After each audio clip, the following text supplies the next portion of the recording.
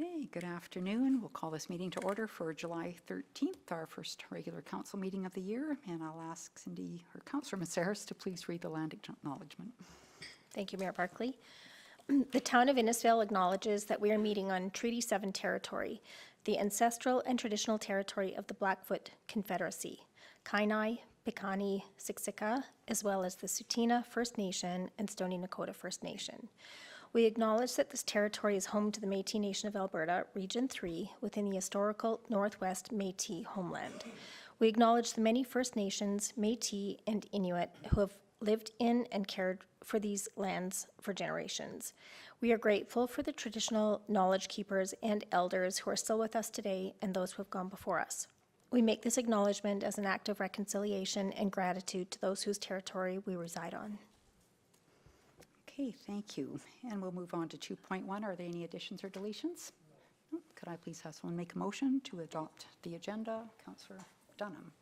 Barkley, I'll move the agenda as presented. Okay, thank you. All in favor?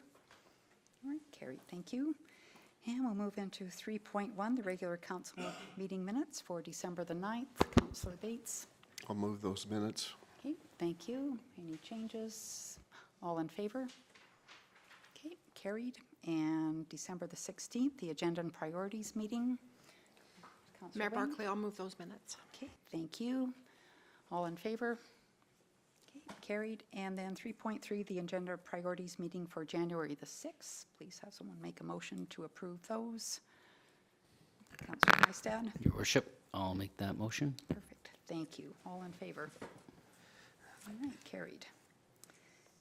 And we'll go to 4.1, CO report with CO Becker. Hi, Council. I'll take any questions. I really don't even have a verbal report for you. I'm around over the Christmas holidays. Took last week as a vacation, but if there's any questions beyond the CAO administration, please fire away. But other than that, I'll be in full gear next meeting. Perfect. Does anybody have any questions?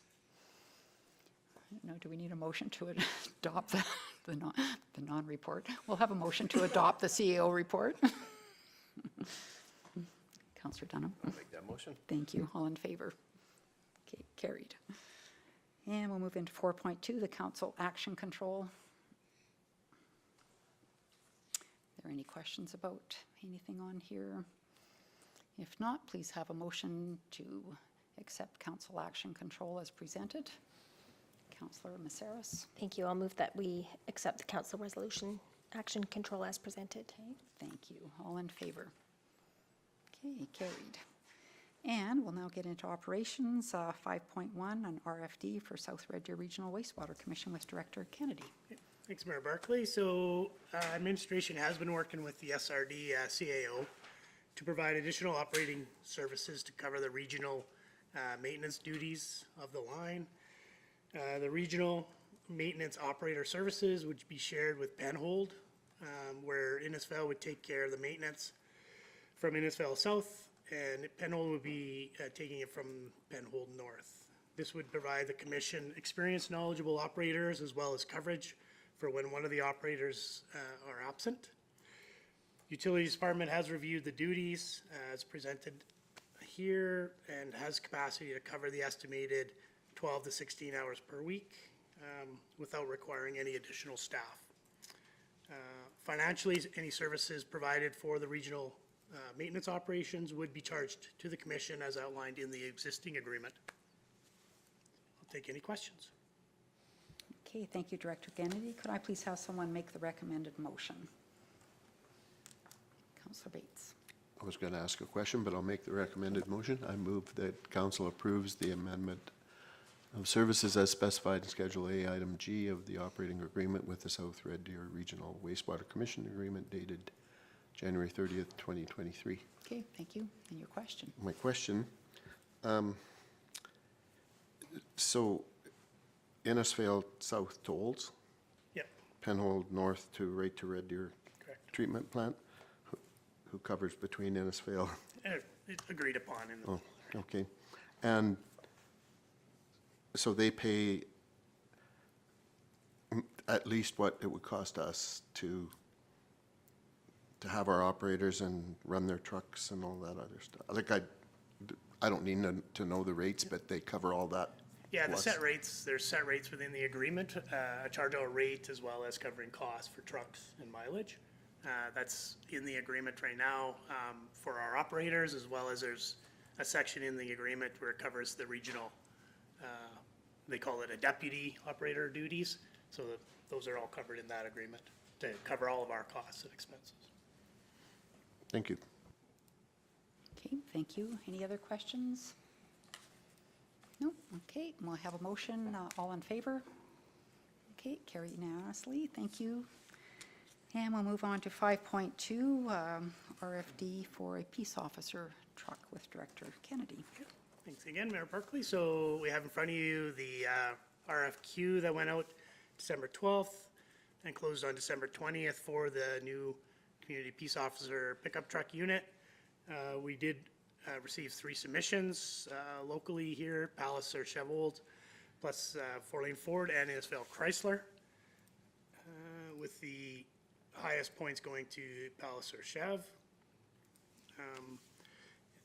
It is administration's recommendation to purchase the 2025 1500 Silverado SSV unit from Palliser Chevrolet in Innisfail for the purchase price of $53,130, as well as including a budgeting number of $20,000 for additional items such as the emergency lights, winch, switch, decal, radio, and accessories within the unit itself to be coordinated by the town. Okay, thank you, Director Kennedy. Could I please have someone make the recommended motion? Councillor Hystad? I'm going to make the recommended motion. Would you like me to read it, Your Worship? That council approves the purchase of one 2025 1500 Silverado SSV pickup truck from Palliser Chevrolet for the total price of $53,130 to be funded from the Fleet Capital Reserve. All right, thank you. Does anybody have any questions? Councillor Hystad? No, I was just going to say it's nice that we have it, these 3 bids from our local dealers. So that's it. Thank you. Okay, any other comments or questions? No? All in favor? Okay, carried, thank you. And we will go on to 5.3 and the purchase of 4 pickup trucks. So one more for you. So we did send out a request for quotation. This was publicly done, posted on our website as well as on APC, issued on December 17th and closed on December 31st. We did receive, so it's not 7, it's 8 bids actually. Quotes were scored based on price, warranty, and towing capacity. Points ranged from 98 points to 92 points, so very close, with 4-Lane Ford having 98 points. So it is our recommendation to purchase the 4 units, F-150 pickup trucks from 4-Lane Ford here in Innisfail for the total purchase price of $203,840, and include as well for each unit a $5,000 allowance for additional items as they are requiring headache racks, lights, radios, and etc. All right, thank you, Director Kennedy. Could I please have someone make the recommended motion? Councillor Dunham? Mayor Barkley, I move that council approves the purchase of 4 2025 Ford F-150 pickup trucks from 4-Lane Ford for the total price of $203,840 to be funded from the Fleet Capital Reserve. Okay, any questions? No? All in favor? Okay, unanimous. Thank you. Okay, we'll move on to corporate services, 6.1, and RFD for the appointment of a substitute returning officer with Director Vickers. Yes, thank you, Mayor Barkley. Under the Local Authorities Election Act, it is required that a substitute returning officer also be appointed by council resolution to perform any election duties required in the absence of the returning officer. These duties include, but are not limited to, the acceptance of nomination papers, which may be presented to the town office between January 1st and September 22nd. Currently, I serve as the returning officer and was appointed under bylaw 1727-2024. And just to make sure that we ensure continuity and compliance during any of the returning officer's planned or unplanned absences, as well as during shorter periods of unavailability, such as meetings or other obligations. Administration is recommending that Vanessa Connors, the legislative coordinator for the town of Innisfil, be appointed as the substitute returning officer. Okay, thank you, Director Vickers. Could I please have someone make the recommended motion? Councillor Maceros? Thank you. I move that council appoint Vanessa Connors, legislative coordinator, as the substitute returning officer for the 2025 general municipal election during the absence of the returning officer as required under the LAEA. Okay, thank you. Does anyone have any questions? No? All in favor? Okay, carried. And we'll move on to 6.2 with RCMP back pay. Perfect. So this is a budget adjustment to account for the RCMP back pay that we are required to pay. So back in 2015, the Supreme Court of Canada did grant collective bargaining rights to the RCMP for the first time in its 150-year history, and it fundamentally changed the labor relation framework for RCMP members. The historic decision paved the way for the establishment of the National Police Federation, or NPF, as the certified bargaining agent for the RCMP regular members. So that is anyone below that inspector rank, as well as any reservists. So the first collective agreement under this framework was signed on August 6th of 2021, and it covers the period from April 1st, 2017 until March 31st, 2023. So the delayed negotiation and signing of this agreement did create some significant retroactive pay obligations for all RCMP members across all of Canada. So the financial calculation, this is specific to just the town of Innisfil. So the RCMP did provide us with some detailed numbers about the breakdown from each year on where our back pay is coming from. So you can see there the years. It is totaling $411,349. That's the full amount, and because we are a certain size, we are only required to pay 70% of that. So 70% of that amount is $287,945, and that is directly attributed to the town. This back pay covers, again, the part from April 1st, 2017 to March 31st, 2021, and reflects retroactive salary adjustments mandated under that agreement. So back when this negotiation was happening, to manage those obligations, administration did establish a restricted reserve specifically for RCMP back pay, which currently holds a balance of $352,491. After the payment of the $287,945 to fulfill the town's portion of the back pay, a remaining balance of $64,546 will remain in that reserve to address any future retroactive adjustments or unforeseen costs.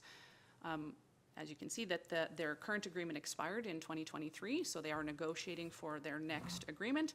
There could end up being a small back pay withheld within that agreement as well. So we do recommend that balance does stay within that reserve for now. So we are needing a budget adjustment to adjust within our police department. So we do need to adjust the transfer from reserves to account for that $287,000. But then we are increasing that RCMP contract amount to account for that increase in fees. There will be no effect on our contingency. It will stay at zero. And then you can see that the updated reserve balance is there for that RCMP reserve. So I'll take any questions. Okay, thank you, Director Vickers. Could I please have someone make the recommended motion?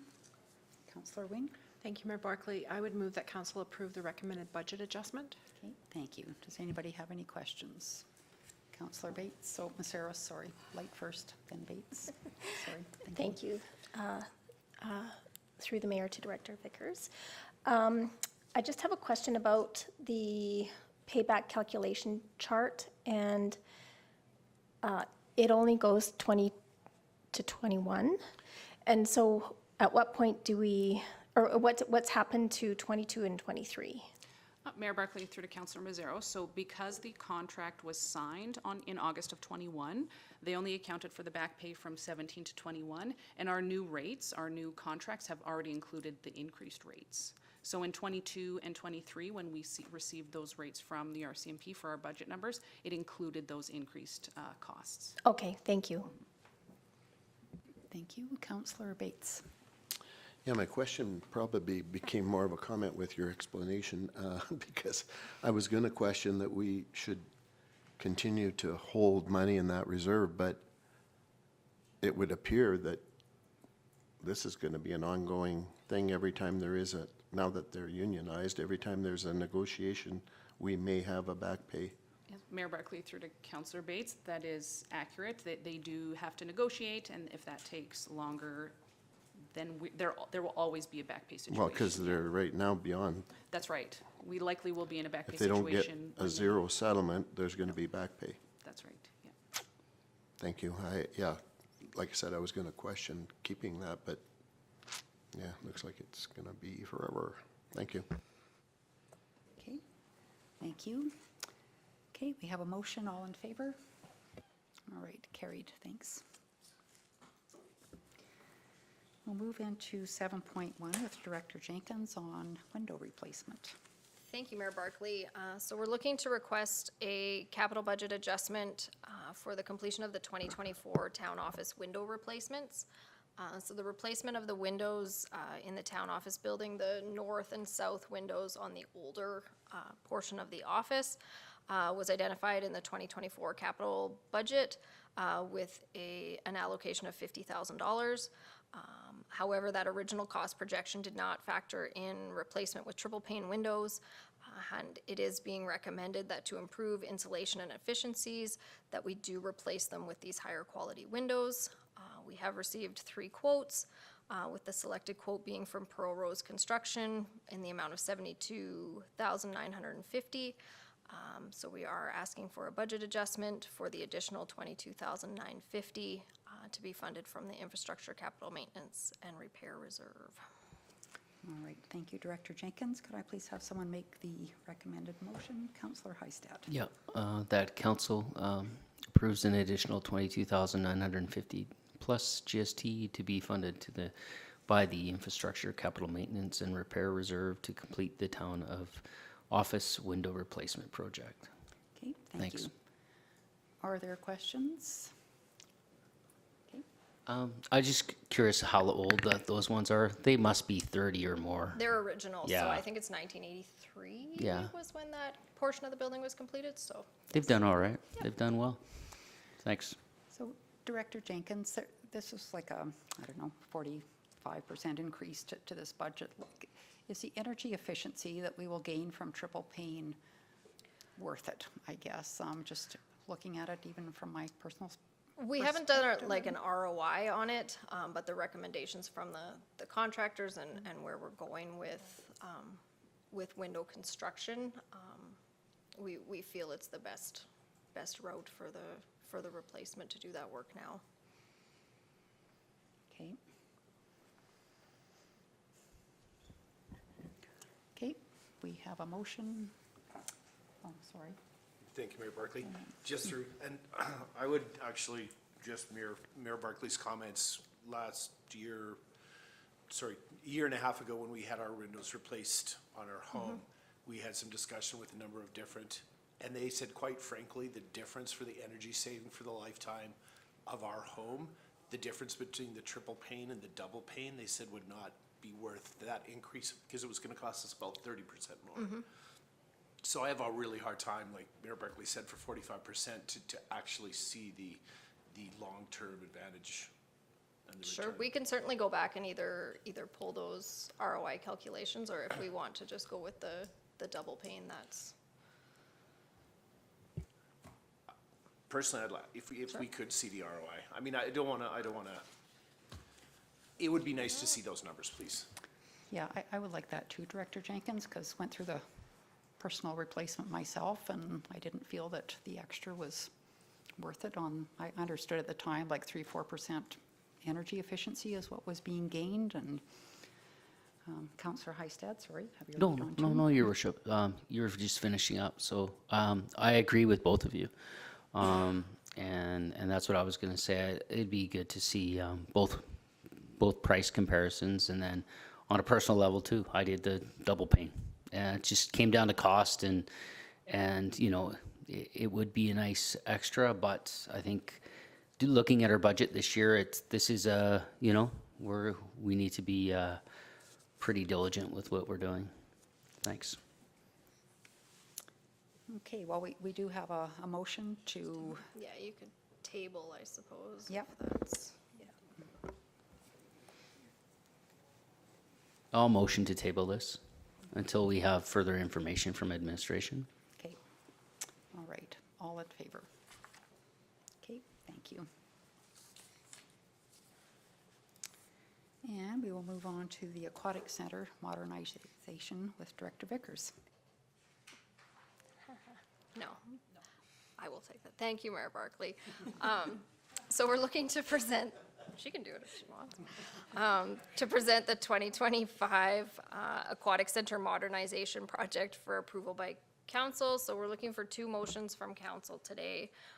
One to establish the project budget for the project, as well as to direct administration to enter into a contract to move forward with said project. So as we've discussed on numerous occasions, we're looking for reinvestment into the Aquatic Center facility with this modernization project, including general facility upgrades, so replacement of an accessible hot tub and steam room, reconfiguration of entry and change rooms, floors and finishings, upgrades to the service lines, mechanical upgrades, building envelope upgrades, including both the roof structure and exterior of the building, and electrical upgrades throughout. Current projected project budget is just over $12 million. So we're looking to continue to utilize Shandos Construction and Group 2 Architecture to complete the project, as well as the other IPD team members for the various trade partners. A validation report will be completed that will refine and finalize the costing and scope of this project. This would come back to council in, we're projecting around the end of March, beginning of April. This will have the final contract cost for the project, and will sort of be the next opportunity for council to sort of confirm that the project will move forward. The project does require the closure of the Aquatic Center for an estimated 8 months, with construction projected to commence in early summer. We have been targeting a July 1st construction start date. We had a couple conversations with user groups last week, and we may look to push that by a couple of weeks just to help accommodate the swim club schedule. But again, a lot of things can adjust in the next 6 months. In terms of financial impacts, the final budget will be established prior to issuing the contract documents, again, with the receipt of that validation report. Funding is to be achieved through a combination of reserve funds, grants, and debentures. We have 2 grant opportunities, one through the Green and Inclusive Community Building program, which we have submitted an application for in that $6 million range. We'll also submit through the MCCAC program for up to $500,000. That application can't be submitted until the work is completed, and we'll continue to look for other opportunities. We'll be looking for support from Red Deer County as well as through community fundraising. However, we do project that the town will have to pay the full balance of the project as we move through construction. So how we look to achieve that, the total project amount of being that just over $12 million, or 12.3 we'll call it. The current facility reserve balance is at 2.2 million. Projecting on a 20-year debenture that the payment would be about $966,000. So our current facility reserve balance is sufficient to cover payments for 2025 through 2027. But we will need to bridge up to ensure we hit that 966 payment in the years following 2027. If we are able to secure additional funding, the debenture could be reduced. And again, things like interest rates and different variables that will change in the next 3-4 months before we're actually looking to secure the loan will impact these numbers a little bit. If we stick with the current schedule with a July, August construction start, we'll probably be looking May, June is when we'd be coming to council with debenture bylaws and those amounts. And then finalizing that once we're getting into having to make those larger payments as the construction commences. And then, I guess in terms of communications, again, current project scope, that 8-month closure. We have had preliminary conversations with our primary user groups so that they aren't completely caught off guard by this decision. And we will work with them as best we can to accommodate various needs and help through that. And again, with the public, as we have more information, we'll begin to share that as effectively as we can. So again, looking for 2 motions and if there's any questions. Okay. Thank you, Director Jenkins. Could I please have someone make the first motion? Councillor Wing. Yes, Mayor Barkley, thank you. I would move that council approve the Aquatic Center Modernization Project with a total project budget not to exceed $12,266,219 to be funded by the Recreation Facility Reserve, debenture, and grant funding. Okay, thank you. Any questions? I have questions. I have a question too. So, Can I go?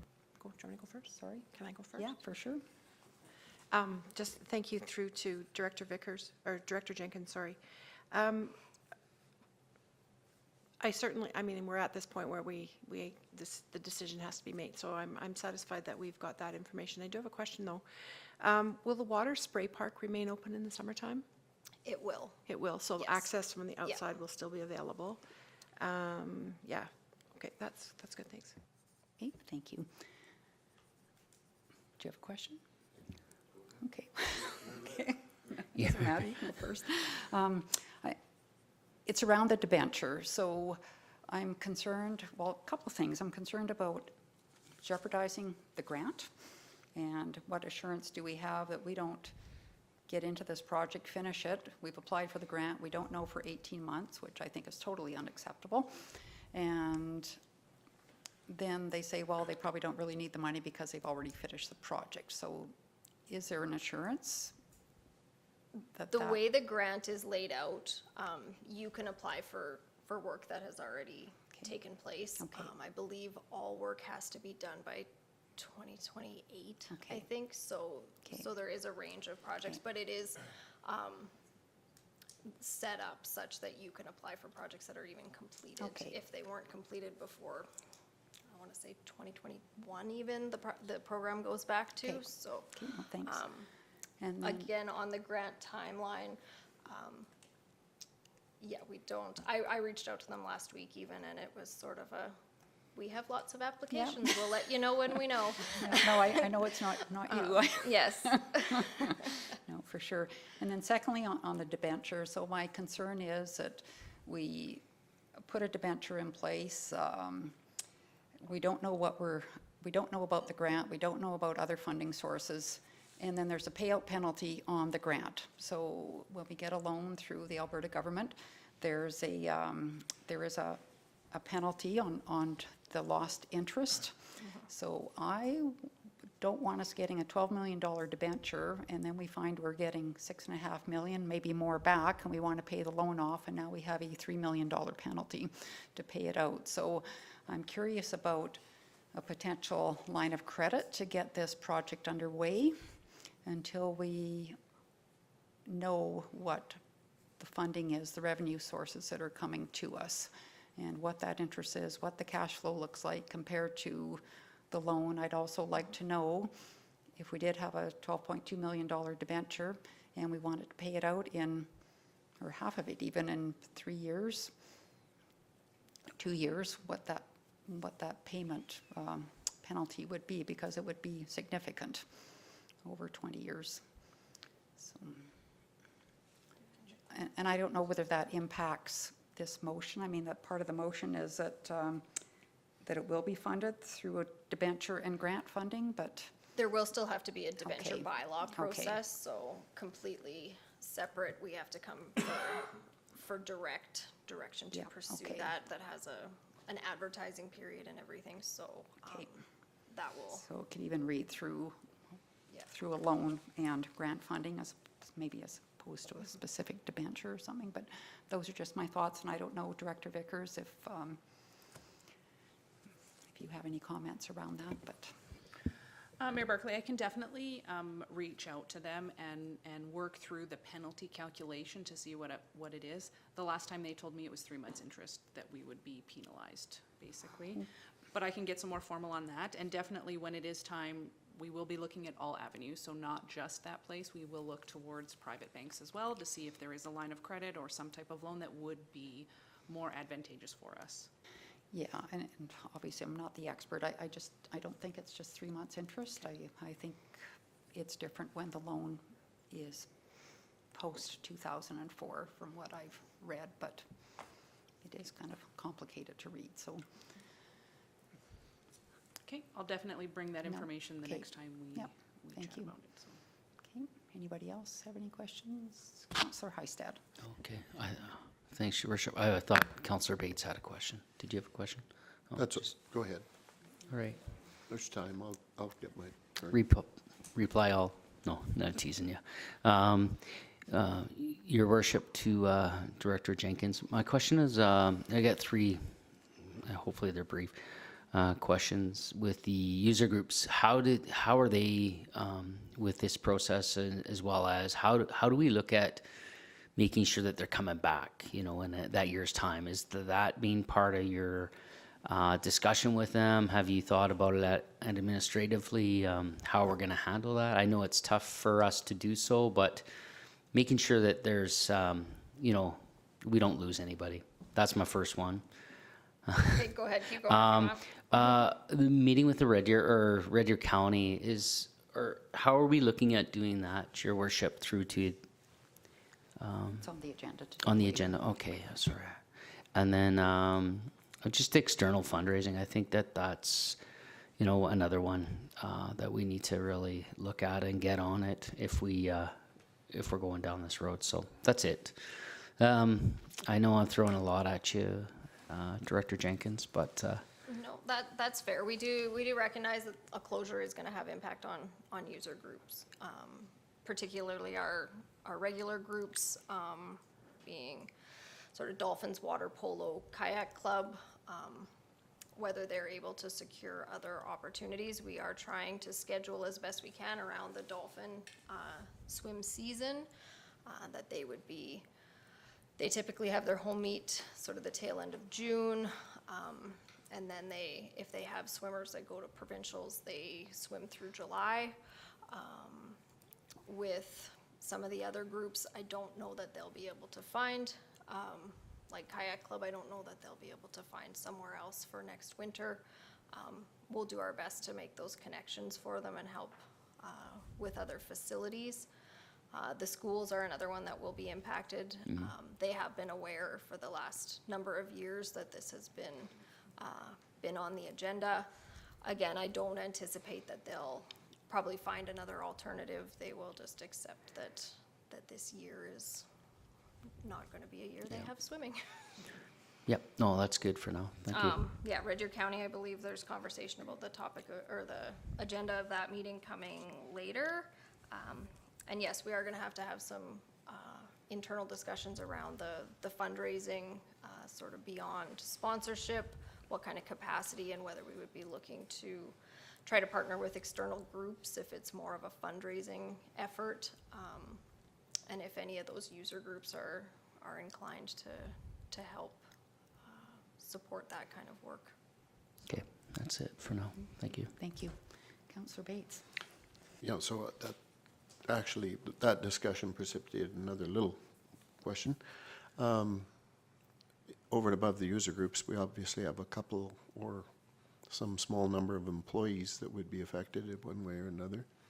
I assume that we've got work for them, some of them somewhere. And then as you ramp back up, one of the key people, back to personal interest, one of the key people is lifeguards, and I would assume you would have to work with another community or something to start figuring out who's going to come in and do what, so that you're ready to go when you actually have a functioning pool. Yeah, and those are just so hypothetical, I don't need an answer. The one question that I had with respect to the contract that we are doing, and I realize it's so preliminary, and are we able to use any elements of the IDP, because we would be using some of the same people that we would have used if we would have built a new one? Are we able to use any of the concepts, let's say, where they bid, and if they outperform, there's some bonuses and that save us some money and that sort of thing? Is that mentality in the current refurbishment contract? Yes, so the new contract that we've worked out with Shandos and Group 2 is, they've kind of called it IPD Light. It's sort of somewhere between a progressive design build and a full IPD project. Because the scale has come down, there's less opportunity for those design changes or things that can find substantial savings, but there will still be a risk register pool where items are identified, and if there are savings, what percentages of savings come back to the municipality for us to consider add-ons to the projects, and how any savings are split amongst the parties. This contract is with Shandos and Group 2 as opposed to all of the parties. The IPD project, the contract included the mechanical, the structural, all of those different parties as part of the contract. They'll be brought on through Shandos as opposed to being direct contract partners, just because of the scale of the amount of work that they're doing with this job. So there is still elements of that IPD motivation for cost savings and finding better ways to do things that we just aren't getting change orders that, oh, this costs more than we thought it was going to cost. Okay, thank you. Yeah, thank you. Okay, thank you. Councillor Dunham? Thank you, Mayor Barclay, and thank you to my fellow councillors for the questions and actually expanded what I was thinking. But just an observation over the last couple of months, as it's become more publicly known, I guess maybe, that we are having to scale back in some of the questions around why. And I think that's the biggest thing that I'm hearing from the community, is that they don't understand why we just don't have $40 million to be able to do this. And I think if we look at the project amount of, say, $12.5 million, is that, yes, that's the building cost, but the actual cost is closer to $20 million when you consider the interest in that. I think that's the other thing that people don't understand, is they see that one number and they think that's what it is. And I know that we're going to have our team do a great job with the communication, but I think we really need to get around framing that as to why we had to scale it back and the reasons why we had to scale it back: construction costs, et cetera, supply chain and all that. So that's just my observation, is that there has been discussion, how did we go from this, what people thought was going to be this $60 million brand new facility down to just revamping the old one. And I think that, to appease a lot of people in the community, or not a lot, but some of the people in the community, that we definitely have to have that discussion around how much the actual cost is, and then how much with interest and over time. Thanks. Yeah, and we have been, communications has put together a communications plan and those key messages around the long-term viability of the facility, and that best value for expense in terms of the modernization versus that new build, and all of these costs across the municipality as well. That if we did spend $30 million, what do we do with all our other facilities as they come up to requiring that investment as well? Okay, no, thank you. Thank you, Director Jenkins. So we do have a motion, so I will ask all in favor of the motion. Okay, carried unanimously. And then we have a second motion, please. Councillor Dunham. Mayor Barclay, I move that council directs administration to enter a contract with Chandos Construction and Group 2 Architecture for the completion of the Aquatic Center modernization, well, that's a tough one, modernization project. Okay, thank you. Does anybody have any further questions about that? No, all in favor? All right, carried. Thank you. Okay, we'll move into 8.1, correspondence.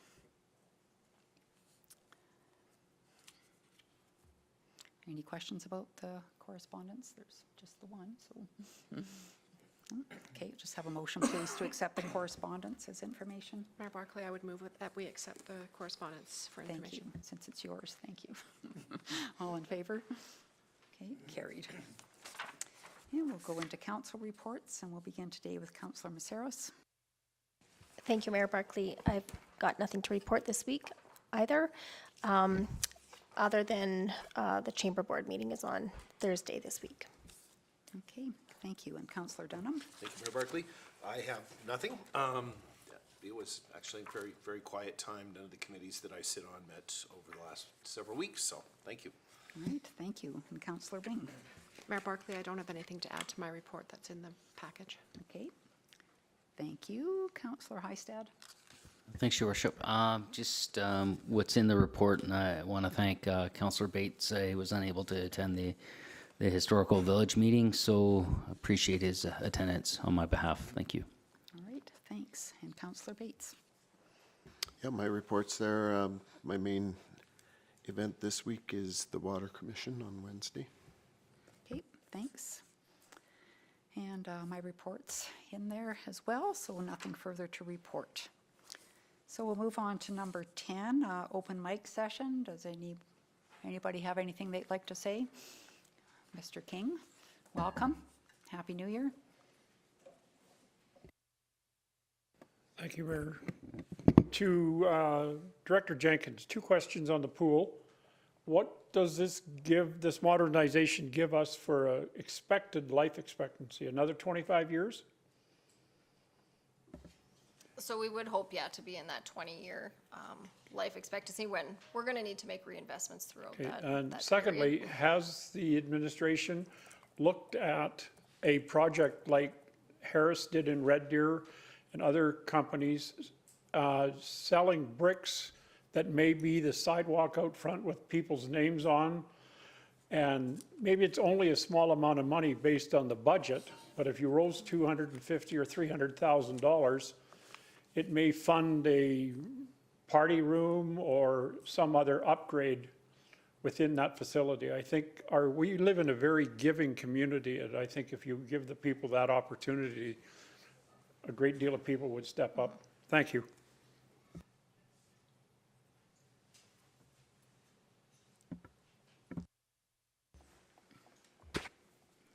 Okay, I wasn't sure if Director Jenkins was responding or, no, okay.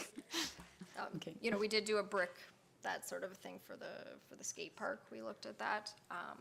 Yeah, we will try to explore some options based on the resources and the community support that we get for doing some fundraising activities.